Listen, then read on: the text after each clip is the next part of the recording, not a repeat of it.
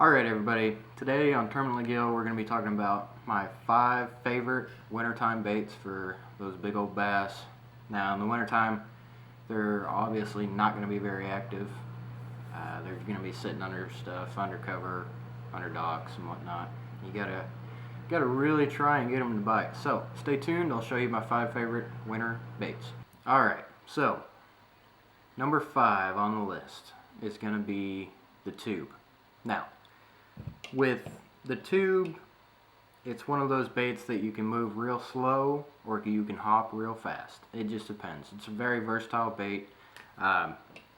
It's got a ton of these little appendages on it and whatnot, and those will sit there on the bottom and just free move around. So if you're barely dragging that thing, those appendages will sit there and kind of finger out and finger around and float around. Those fish will be really enticed to bite that bait because they see all that moving and really just want to eat it. Now let's move on to number 4 on the list, which is a little bit more complicated. This is a jerkbait. This is a Rapala slow sinking jerkbait. This one is about, I think it dives 2 to 4 feet. They range in depths. Now Rapala has a shallow diving and a deep diving, which the deep diver I think goes 7 to 9 feet or something weird like that. But some of these jerk baits that are out there go, upwards of 15 feet deep, which is great for those schooling fish down deep that don't really want to hit anything that's too hard. With these things, especially if they're suspending or slow sinking, you can twitch it a couple times and let it sit. You let that thing sit for 45 seconds to a minute without, twitching it again. And it's great for drawing attention of the fish, and it's great for actually getting them to nose up to it and to go ahead and take it. Now, number 3 on the list is pretty iconic for winter fishing, deep winter fishing, and it is the good old drop shot. Now, with the drop shot, it's one of those baits that is great for deep schooling fish. You see a big old school on your electronics and you really can't get them to hit anything else. You can't get them to hit a moving bait or a bottom bait. With the jerk bait, it's suspended off the bottom a little bit. There's no tension on the nose of this bait to touch the bottom. There's no weight making it touch bottom. It's suspended off of the bottom. The bottom is right here. This weight's going to be touching the bottom. You're going to be holding tension and this bait's just going to be floating around. This tail's going to be moving all over the place, and what that'll do is bring that bait right up to the nose of the fish. And when a bait like that is in the nose of a fish, especially in a school of feistier fish like maybe spots or smaller largemouth, it's really gonna make them try and take that bait in and bite it. Now, number 2 on the list is one of my personal favorites for all times of the year. It's great literally any time of the year. This is going to be your regular old jig. Now, in the wintertime, I like to trim up my skirts, make it finesse style. Try and show you that. That right there. Trim up the skirt, make it finesse, trim this a little bit, make it shorter, give it a smaller presentation. And when you give it that smaller presentation, it'll entice fish to bite a lot more. But with this jig, you can skip it underneath docks, and a lot of times if you find a deeper dock, in between 12 or 15 feet, they're going to be underneath there looking for those fish, those shad, those bluegill that are kind of hiding in the deeper water but still not 25, 30 feet deep, And it's a great way to get them to bite. Of course, you have this skirt, which is going to be all over the place and under the water on the bottom.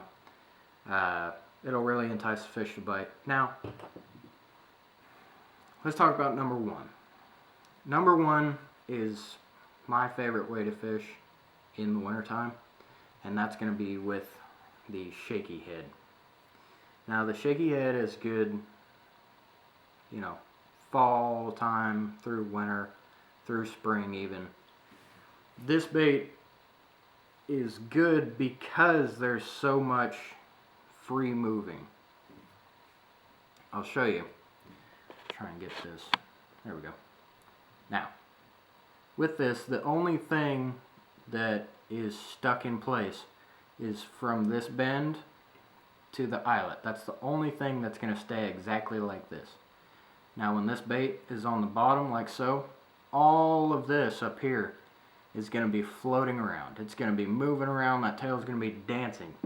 And that dancing, obviously, as you can tell through the rest of this list, is what entices fish to bite in the wintertime.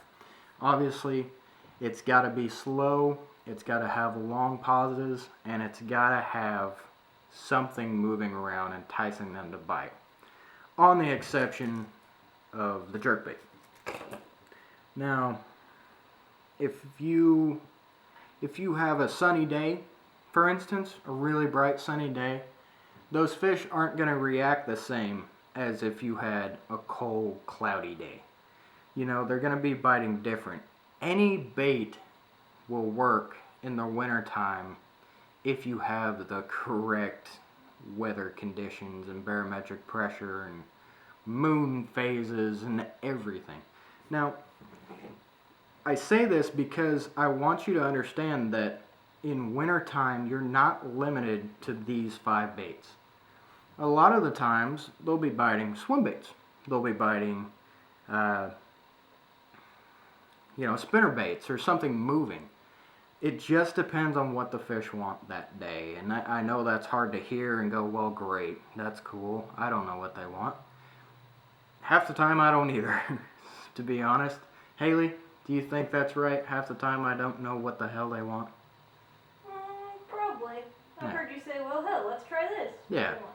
See, you really just got to get out there and figure it out. The whole reason why I made this list is based on percentages and ratios. I catch more fish on these baits in the winter than I do, say, a spinnerbait. That's why they're on the list. Not because a spinnerbait won't work and these will. I just wanted to clarify that. This is just what I feel like I would catch most fish on in the wintertime. So, that being said, I know I talked a lot in this video. Guys, I hope that helped you a lot. I'll be posting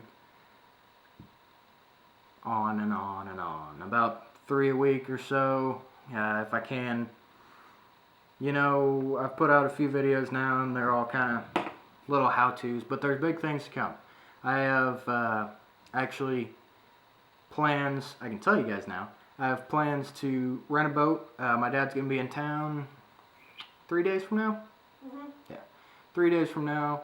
So we're going to rent a boat, we're going to go out, we're going to try it, going to get a lot of film, going to get a lot of footage to edit and give to you guys. So it won't be like this forever.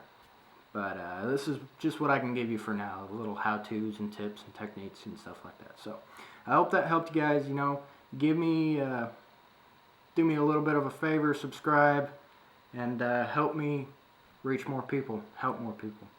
I'll see you guys next time on Terminally Gill. Stay tuned. Shall we begin?